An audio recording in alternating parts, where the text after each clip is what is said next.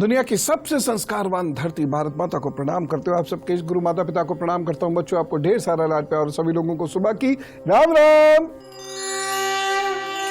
मैं जो आपको बातें बता रहा हूं उसको बहुत ध्यान से सुन लीजिएगा, क्योंकि बच्चों के भाग्य में, बच्चों के हाथ में यदि वह निशान आने शुरू हो जाते हैं तो बहुत किस्म की समस्याएं बच्चों को होनी शुरू हो जाती हैं, जिसकी वजह से उनकी पढ़ाई और स्वास्थ्य डिस्टर्ब हो जाते हैं। बस गौर से आप देखते चले जाइएगा और उसका निदान समझते चले जाइएगा, सब ठीक होगा। सबसे पहली तो ये चीज देखिएगा कि बच्चों के हाथ के इस अंदर वाले भाग में यदि बहुत चमक सी होने लगी है और चिकनापन आना शुरू हो गया है, चमक है यहाँ पर यहाँ पर यहाँ पर, और ये बहुत ज़्यादा चिकनापन हो रहा है, तो बच्चों से ये पूछेगा कि बच्चों तुम्हारे हाथ में पसीना तो नहीं आता? और चमक और पसीना आता है। यदि बच्चे कहते कि हाँ हमारे हाथ में पसीना आता है, तब आपको क्या करना है? बच्चों से ये पूछना है कि तुम क्या ज़्यादा घबरा रहे हो, या फिर बच्चों से ये पूछना है कि तुम्हारा टॉयलेट का डिस्टर्ब हो रहा है, तुमको ज़्यादा यूरिन जाना पड़ रहा है, या कहीं कब्ज तो नहीं हो रहा, पेट में मरोड़ तो नहीं हो रही। इस प्रकार की कोई चीज़ हो सकती है। और ऐसे में आप क्या करेंगे? बहुत एक सिंपल सा उपाय करेंगे, और वह उपाय होगा मुनक्का देना। रात को दूध में मुनक्का भिगो दीजिए और कुछ घंटों बाद बच्चे को सोने से पहले केवल मुनक्का दे दीजिए। ऐसे लोगों को ठंडा पानी देना बंद कर दीजिएगा, क्योंकि ठंडे पानी से कब्ज बढ़ता है, आंतों की समस्याएं बढ़ती हैं, लिवर की समस्याएं बढ़ती हैं। दूसरी चीज़ जो ऐसे में आपको करना होगा वो ये करना होगा कि शाम को दूध में कुछ छुहारे पकाकर बच्चों को खाने से पहले दे दीजिएगा। खाने के बाद सामान्यतः दूध नहीं पीना चाहिए, और यदि पिए भी तो बहुत हल्का भोजन करें, क्योंकि दूध स्वयं एक बहुत गरिष्ठ भोजन है। यदि ये बच्चे रात में ढेर सारा दूध पिएंगे तो पता नहीं कैल्शियम मिलेगा नहीं मिलेगा, लेकिन आलस से अवश्य आना शुरू हो जाएगा, और इससे बच्चों का कफ बढ़ता है, जिससे मेमोरी पर भी बुरा असर पड़ता है। तो या तो बच्चे केवल भोजन लें और या केवल दूध लें, ये ध्यान रखिएगा। लेकिन ये छुहारे बच्चों को देना बहुत लाभप्रद हो सकता है, ठीक है। यदि हाथ पे चिकनापन बहुत ज़्यादा आ रहा है तो बच्चों के पूरी पराठे बंद कर दीजिए, अन्यथा ये उनको काफ़ी नुकसान दे सकते हैं, क्योंकि एग्ज़ाम के टाइम में बहुत फिट होकर चलने की आवश्यकता होती है। एग्ज़ाम के टाइम में बहुत स्पेसिफिक डाइट की ज़रूरत होती है, क्योंकि बुद्धि ज़्यादा काम करे, आपको इसके प्रयत्न करने पड़ते हैं। नर्वसनेस ना हो, चीज़ें याद आपको जल्द हो और वो याद रहें, इसके लिए आपको बहुत प्रयत्न करना पड़ता है। लेकिन हाथ में यदि इस प्रकार की चीज़ है जो मैं आपको बता रहा था कि ये यहाँ पर चिकनापन बहुत है और बहुत सारी चमक दिखती है, और साथ ही साथ हाथ में पसीना आता है, तो ऐसे में नर्वसनेस ज़्यादा हो सकती है और याद भी देर से होगा, और जो होगा वो याद रहेगा नहीं, जिसकी वजह से कॉन्फिडेंस एकदम कम हो जाएगा। एक काम ऐसे बच्चों को और कराना होगा आपको। ऐसे बच्चों को टहलाना ज़रूर है, लेकिन एक चीज़ मैं आपसे बार बार कहना चाहूँगा, हमें अपना कार्य बेस्ट करना है, मेटिकुलसली करना है, मतलब बहुत अच्छे से अनुशासन के साथ समय पर अपना कार्य करना है।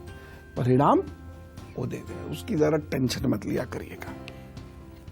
ये देखो, ये नाखून मान लीजिए, ये बच्चों के नाखून हैं, ऐसा मान लीजिए, ठीक है।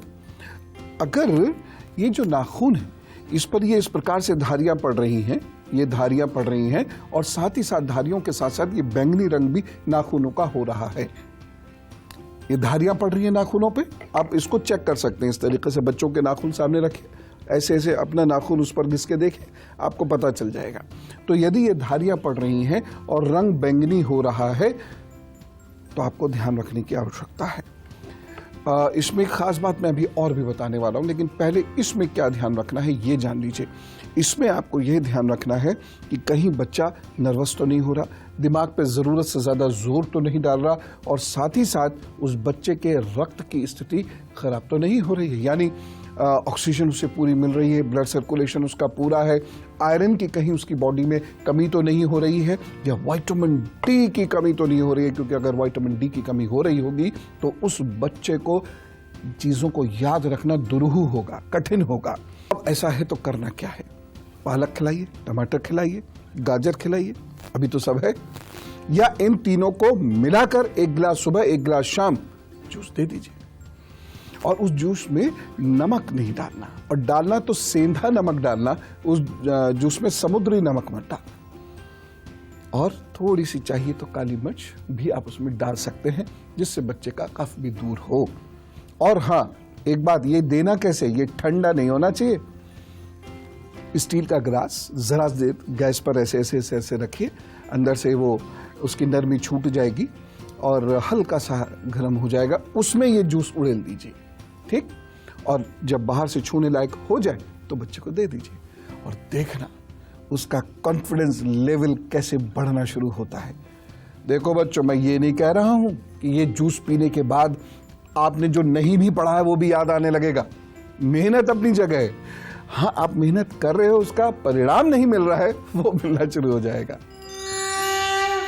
एक बात बहुत ध्यान से सुने सारे बच्चे और उनके पेरेंट्स, और वो ये बात ये है कि यदि बच्चों के नाखून कछुआ आकृति के हैं, उठे हुए से हैं, तो ऐसे बच्चों को आदत होती है बहुत सारा स्ट्रेस लेने की, लेकिन आलसी भी होते हैं। तो क्या होता है कि समय पर अपना काम नहीं करते, लेकिन जब लास्ट वक्त आता है तो दिन रात 24 घंटे काम करते रहते हैं। ये आदत अच्छी नहीं है, इससे दिमाग पर बुरा असर पड़ता है और आपको जो याद होता है वो शॉर्ट टर्म मेमोरी होती है, उसका लाभ आप जीवन में कभी ले नहीं पाते हैं। खासतौर से जिन बच्चों को कॉम्पिटिटिव एग्जाम्स देने हैं वो इस बात को बहुत ध्यान से सुने। जो रेखाएं मैंने अभी बताई थी, हाथ पे ऐसे करके देख रहे हैं, तो वो रेखाएं भी हैं। नाखून आपके बैंगनी भी हो रहे हैं और कछुआ आकृति में ऐसे उठे हुए भी हैं। तो इसका मतलब क्या है, दिमाग कमज़ोर हो रहा है। अब आपने गरिष्ठ भोजन छोड़ना है, थोड़ा सा व्यायाम 10-15 मिनट ज़रूर सुबह और शाम करना है, दौड़ना भागना है, खेलना कूदना है, और इस तरीके से हाथ और गर्दन वगैरह को आपने स्ट्रेच करते रहना है। और भोजन बहुत सादा कर देना है, घी का प्रयोग बहुत कम कर दीजिए, चावलों का प्रयोग बहुत कम कर दीजिए, मैदा का प्रयोग बहुत कम कर दीजिए, और जंक फूड और बाकी जो इधर उधर के ड्रिंक्स हैं उन्हें तो बिल्कुल छोड़ दीजिए। नहीं तो यह आपको परेशान करेगा। कंसंट्रेशन के साथ आप सम सॉल्व नहीं कर पाओगे, और अच्छे खासे स्टूडेंट्स होते हुए भी आप कॉम्पिटिटिव एग्जाम में अच्छी जगह पर नंबर नहीं ला पाओगे। साथ ही साथ ऐसे लोगों का भाग्य पक्ष थोड़ा कमज़ोर भी होता है, इसलिए ऐसे लोगों को ओम श्राम श्रीम श्रोम साह चंद्रमसे नमः, ओम श्राम श्रीम श्रोम साह चंद्रमसे नमः अथवा सूर्य की प्रतिदिन प्रातः उपासना अवश्य करते रहने चाहिए। तब जाकर तरक्की होती है और अच्छे मार्क्स आते हैं। और अब गुरु मंत्र देखिए बच्चों, ये वाला हिस्सा खास तौर से देखिए, ये सूर्य की उंगली के नीचे का पर्वत है। यदि ये दबा हुआ दिखने लगे और इस पर कुछ काला धब्बा या काला निशान दिखने लगे, या बाकी हाथ के रंग के मुकाबले ये थोड़ा सा काला हो, तो बाधाओं का संकेत। कैसी बाधाएं? जिन्हें आपकी मेहनत और प्रभु की कृपा ही दूर कर सकती है। नहीं तो ये शिक्षा में बाधा उत्पन्न हो रही है, यानी आपने जितनी मेहनत की या जितने ब्रिलियंट हैं आप, उस हिसाब से आपको मार्क्स नहीं मिल रहे। परेशानियां होंगी, आपको चीज़ें याद नहीं रहेंगी, या ओवर कॉन्फिडेंस हो जाएगा और जल्दीबाजी में आप कुछ गलत लिखाएंगे जिसकी वजह से मार्क्स कट जाएंगे। कॉम्पिटिटिव एग्जाम में आता हुआ सवाल भी आप गलत कर सकते हैं, जिसकी वजह से आपकी परसेंटेज या परसेंटाइल नीचे आ सकती है। क्या करेंगे भाई? अब बड़ा सिंपल है। पहली बात, काला रंग मत पहनना। दूसरी बात, सफ़ेद अधिकाधिक पहनना, पिंक अधिकाधिक पहनना। तीसरी बात, रविवार को अनाज का दान करना गुड़ के साथ, यानी गुड़ और कोई भी अनाज, इतना हो कि किसी गरीब का कम से कम एक दिन का चूल्हा तो जल ही जाए, इतना अनाज हर रविवार को दान कर दिया करना।